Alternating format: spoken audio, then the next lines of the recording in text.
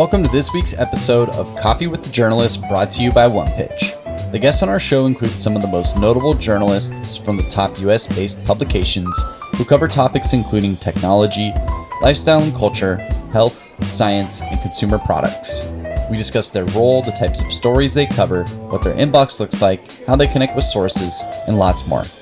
Joining us today is veteran journalist Michael Liedtke from the Associated Press. Michael has been a business and tech writer for AP since April of 2000. He covers a wide range of tech businesses, from Google and Yahoo to Netflix and Twitter. Additionally, Michael covers the issues affecting technology and society, including stories on privacy and innovation. During today's episode, Michael talks about why he's more likely to read an email he receives, his feelings on local journalism, and much more. Let's hear more from Michael and Beck now. Hey everyone, welcome to Coffee with the Journalists. We're in season 2, full swing here. I don't even know how many episodes we've done at this point, but today with coffee, actually I just learned, is Michael Liedtke from the AP. 20 years at the AP. Michael. Hi. Thank you for being here. Thanks for having me. I was telling you, I haven't seen, I don't think, anybody on this show with a double digit on the front there of any news outlet that they've been part of. Yeah, longevity's on my side at least, which is a good thing in a pandemic, right? It is, and we'll talk about that definitely when we talk on the future of journalism. But first, let's start with your inbox. How does it look in there, and how many pitches are you getting? A lot, still a lot, yeah. It was kind of slowed down in the early stages of the pandemic. I guess people are still feeling their way around, but yeah, it's gotten pretty much a steady flow. I don't keep track. It's a steady stream. Yeah, steady stream. A week? How many would you say a week? Oh, you know what? I try not to. I would say so a week. So I'm just going to guess about. I mean, all my email. I mean, this is internal. Like maybe 1,000 emails a week. Oh, yeah, that's a lot. That's a lot. Do you have some type of organizational system to keep the pitches and so forth organized? The ones, I'll flag the ones that are interesting to me. First you got to, after a while you get to, there's stuff that you can tell is more, I don't want to say spammy, but more mass blast stuff that seems like I'll get to that later, and sometimes just because of the flow of things, I might not. And then you can tell from the subjects, like some people are just, they don't understand what you cover and are just sending like it's text, so you must be interested, which is not necessarily the case, right? That is true. Mm-hmm. Ooh, so how do you suss that out from an email in the subject line where you're like, clearly that's spam? Well, a lot of it's, I like to say reporter instincts, but also to tell you the truth, a lot of it's like anything else in relationships. Of course, if I'm more likely if I know someone and I've dealt with them in the past and they've given me good ideas or I've met them, or it's a company that I cover, obviously, I'm going to open those for sure. But general ones, it's like I'm more likely you're going to get my attention more if it seems like this definitely knows what I cover and why, and it also knows what the AP is interested in. So you can kind of tell from that line where, it's piqued my interest. Or, again, if it's someone I know, I'm always going to open it, right? Got it. Okay. And then are you one of the inbox zero people, or you let it ride to like thousands and thousands? I let it ride. And then, oh my God. You know what? I had to do, here's the secret. The AP, for some reason, till a couple of years ago, we had a fairly limited amount of, believe it or not, even way beyond the times of Gmail. I could never understand it. I used to gripe about it. We had like some ridiculous, like 750 megabytes of storage. So you had to do a constant, you actually were forced to you had to see, separate the wheat from the chaff pretty quickly. Yeah. A couple of years ago, now we have like that 100 gigabytes. So you get lazy and go, I don't care. I don't need to get to it right away. And yeah, it will stack up. So I don't have that discipline anymore where I had to actually weed through the things. And now. And then you said you flag your pitches. Are there ones, do you sometimes get back to a pitch months later, a year later? I mean, we've heard people say, 12 months later, something hits me. Flag it. I usually will get back to I will get back to the person, hey, this is interesting, but X, right, I'm looking at this thing. I may come back to you about it. Or, often I'll get a a pitch about a story that I've already written and they're trying to amplify it. And I go, that could be. Right now, I'm not going to write about that. But yeah, definitely. So yeah, you'll hear back from me usually if it's something like, that's interesting, because I want to let you know I may be coming back to you, or it's something I want to look at further. So yeah, rarely do I flag something without letting the person know that, hey, you've got my interest. And Oh, okay. Oh, that's good. So you'll be notified if you get the flag. Okay. yeah, or I'll, and then, I will let people, sometimes they misdirect to me where I see something that's more, that they just don't, the AP can be confusing. We have people all over the world over all kinds of different things. So I say, hey, you may, because we are separate, I can't speak for them. I said, but this is an area that's covered by so-and-so, and you may want to maybe run it by them. And I give them their email address and let them take it from there. So I try to be helpful in that way. And it helps us too. Sometimes they are good. It's just out of my realm and I'm not going to cover it, so I can't really tell them yay or nay. Tell us a little bit about how you craft one of your great stories. For instance, does it come from a pitch? Does it come from you're having a brainstorm in the shower? Does it come from some lead that you call? Where do those come from? I do get some great inspirations in the shower, but sometimes story ideas. But it can come from anywhere. It's just part of the job is keeping on track on what is of interest, what is likely, as you get to know your beat better, you understand what is more likely to affect the general populace. You got, for one thing, the APs like maybe different. We're not a tech blog. We're not going to go deep into the weeds type of stuff which is fine. A lot of tech blogs go into that and it'll get kind of wonky and nerdy. We are definitely more like the Main Street Journal. So we are like looking at, we have to understand the nerdy stuff, but we explain it. We're mostly interested in stuff that's going to have bubble to the mainstream and really reshape the culture of the society or affect people personally more. We're not as likely to get into like the stuff that the nerdy guys that find fascinating, and it is kind of interesting to me. It's just not something we're going to write about. So you want to have more of a holistic view. Yes, that's a good way of putting it. Yes. Gotcha. And by the way, for people, because we were talking about this before we hit the record button, your beat has changed, and of course it's changed over 20 years, but you used to do some more like startup-y stuff, but now you're really doing like the Apples, the Googles, the big kahunas, the FANGs, as we call them. Yes, definitely the FANGs. I also cover Netflix a lot. This is a true story on Netflix. I did my first story. I'll never forget it because of what happened.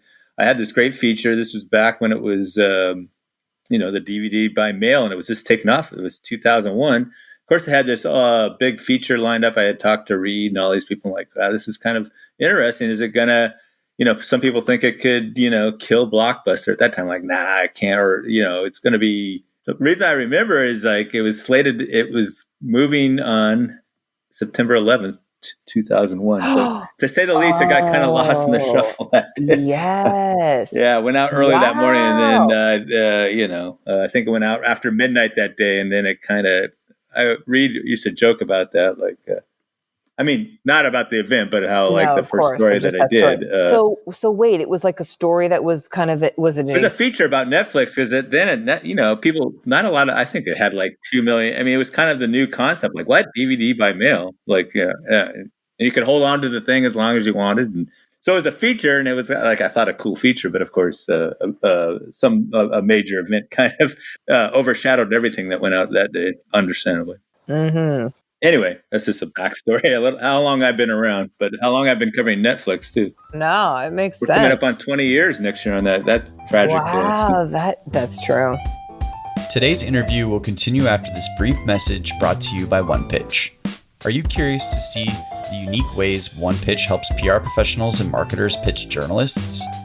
Head to onepitch.co to learn about our new OnePitch score and see how easy it is to find the right journalist to pitch your news to.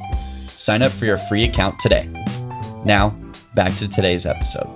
Well, let's play a quick word association game. These are always fun, Mike. So let's see here. I will say a word. You tell us your first word back. Food. Mexican.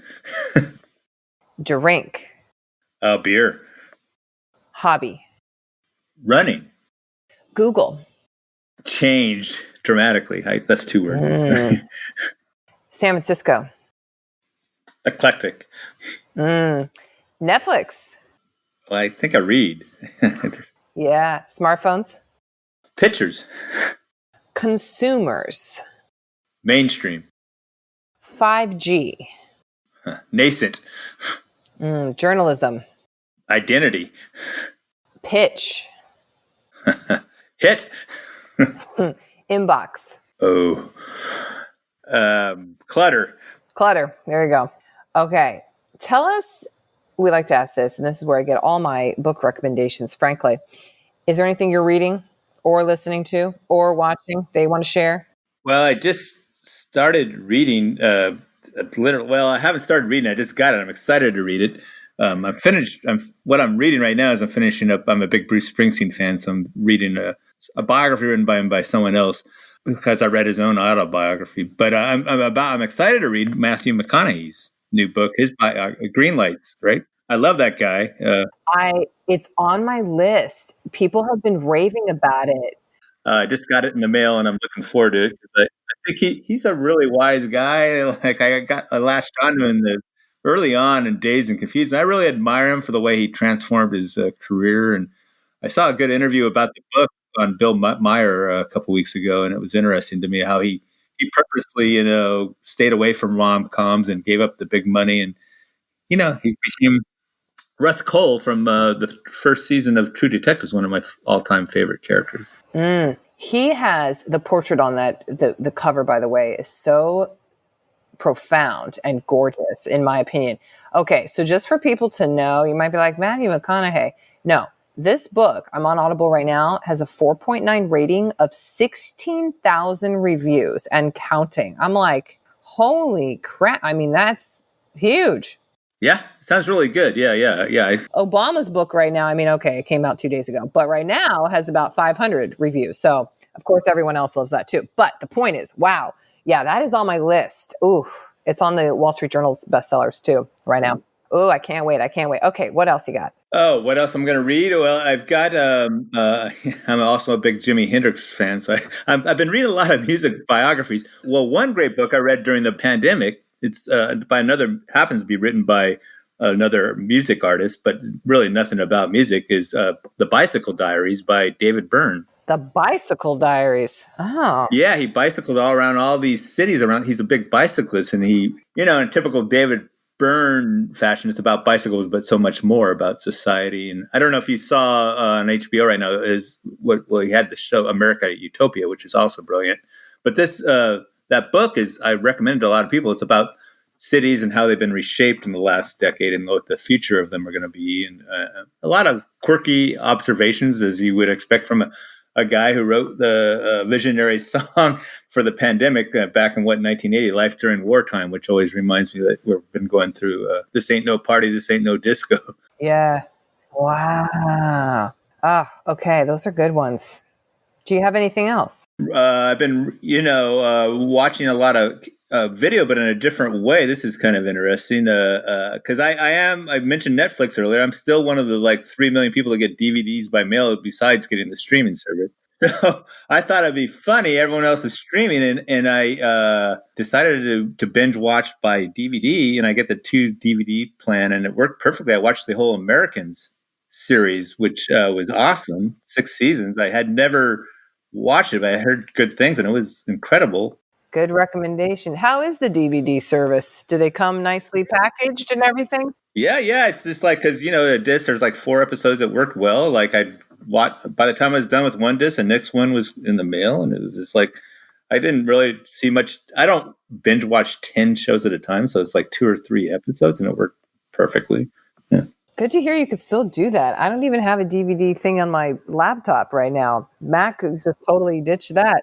The funny thing is, I would drive the disc back and drop it in the mailbox in my stick shift car, which I drive a stick shift, which is funny too. So, well, I have a 20-year-old Corvette, so I can relate to that. Oh, you got a stick probably too, then? Actually, it's an automatic. Oh, really? It is an automatic. It's one of the rare ones. But I get compliments. I painted it. Well, you know what they call it, because so few people know it. It's it's a built-in anti-theft device. No one wants to steal a stick shift now. So. There you go. Okay. Now, this is a pertinent question for you, Michael, given your long history in journalism. What do you think the future of journalism looks like?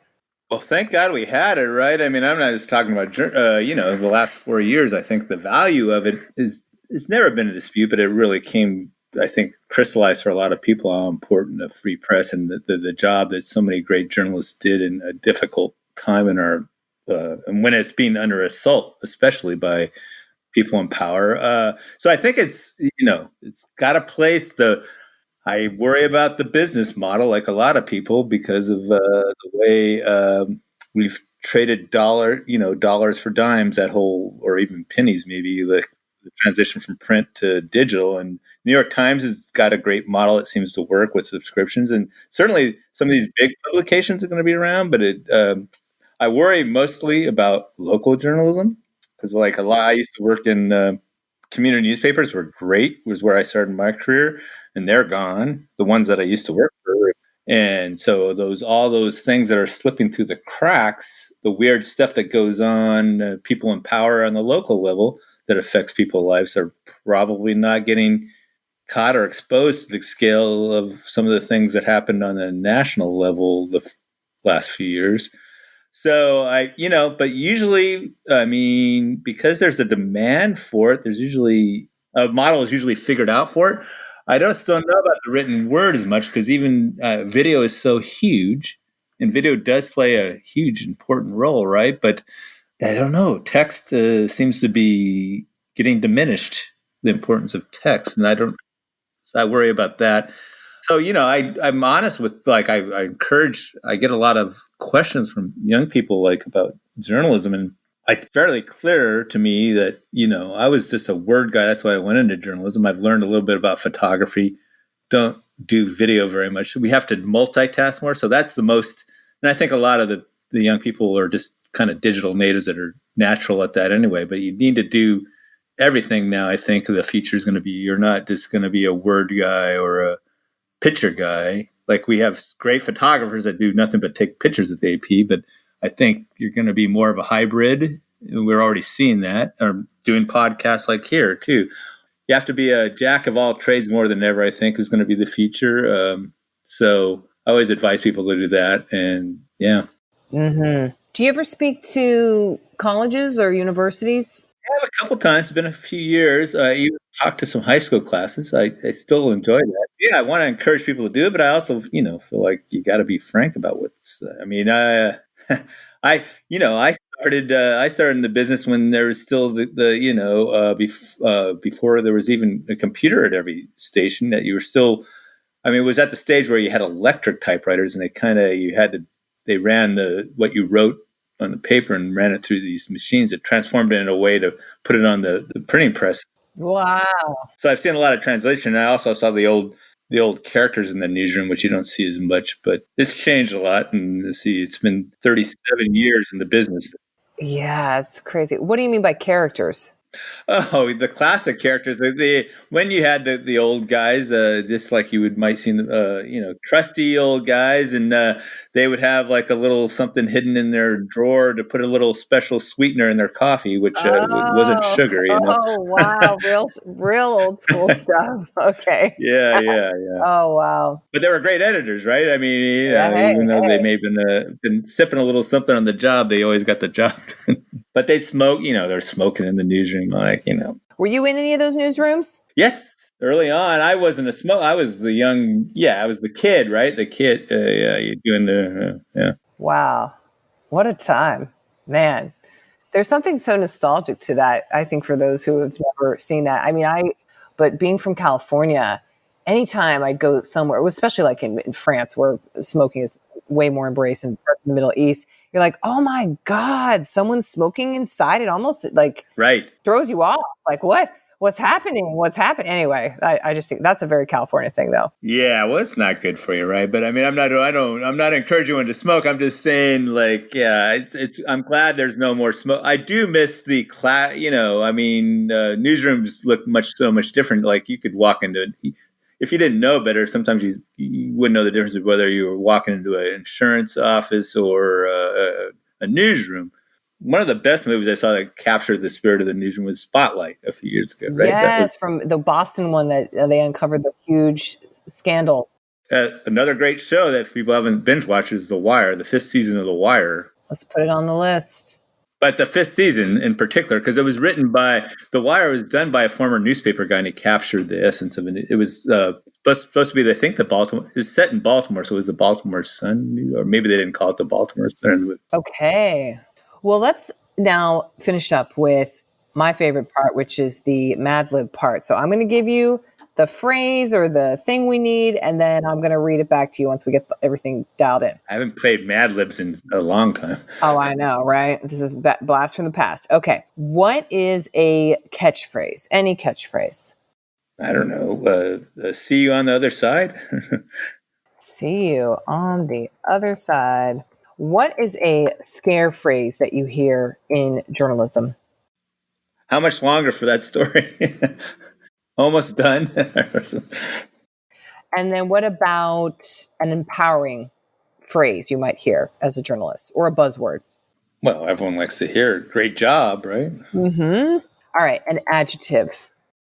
Sublime. Good one. A part of a pitch.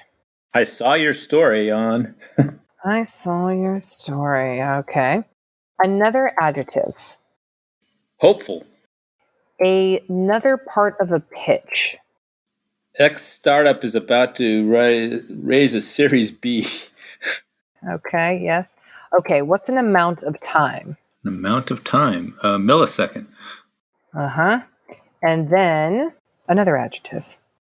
Arduous. Good one. What about a singular noun? Singer. And then what about a topic? Pandemic. Favorite word of the year. And then a verb ending in ing. Running. And then just any verb. Color. Okay, here we go. To me, tech journalism is seeing you on the other side. It consists of, well, how much longer is that story going to take? To great jobs on the daily. If a pitch is a sublime, I saw your story intro, I will absolutely respond to it. However, if a pitch has a hopeful, this startup is about to raise a Series B part, you can expect no reply from me. If a millisecond goes by and you don't see an email back from me, you can just assume I'm not arduous about it. And the best stories always have singers and are usually about the pandemic. The best way to reach me is by running it over to me, but you can also color it for me. There you go. That's what I want to see. Color for me. That's another thing I've been doing. You know, I've been coloring. You've been coloring? Like with coloring books? Rock stars. I have an adult coloring book of rock stars. Oh my gosh. Oh, that's fun. Well, it's kind of like a meditation. It's like everything and nothing. And yeah. Yes, coloring. It's very soothing. Adult coloring books. Yes. Is it a child one or is it an adult one? No, it's an adult one of featuring rock legends. I've done everyone: Bob Dylan, Mick Jagger. I just finished one of the Police just the other day. Oh man. Well, that's fun. Yeah. I want you to enjoy your coloring. Thank you. We're taping this around Thanksgiving, so hopefully you get to do some coloring during that time. I will. I'm working on Led Zeppelin right now, in case you're wondering. Perfect. And thank you for the recommendations for reading. I definitely got those on the download here. And otherwise, thank you so much for being on today. This was so fun. Thanks for having me. Thanks for tuning in to this week's episode of Coffee with the Journalist featuring Michael Liedtke from the Associated Press. If you enjoy listening to our show, make sure to subscribe on iTunes, Spotify, Google Podcasts, and anywhere else you listen to podcasts. And if you have a moment, please leave us a review to share your thoughts about the show in today's episode. To learn more about the latest tools on OnePitch, head to our website at onepitch.co. We'll see you all next week with a brand new guest and even more insights about the journalists you want to learn more about. Until then, start great stories.